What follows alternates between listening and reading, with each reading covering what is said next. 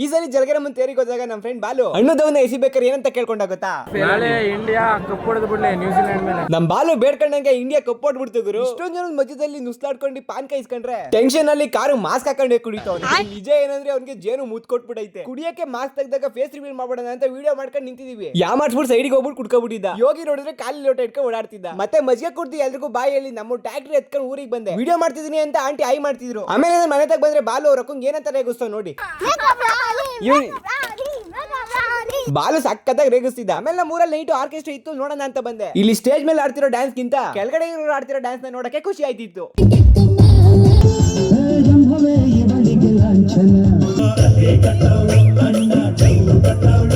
ಆಮೇಲೆ ಈ ಸ್ಟೇಜ್ ಮೇಲೆ ಹೊಡೆದಿ ಸ್ಟಂಟ್ಸ್ ಗಳಂತೂ ಮಸ್ತ್ ಆಗಿತ್ತು.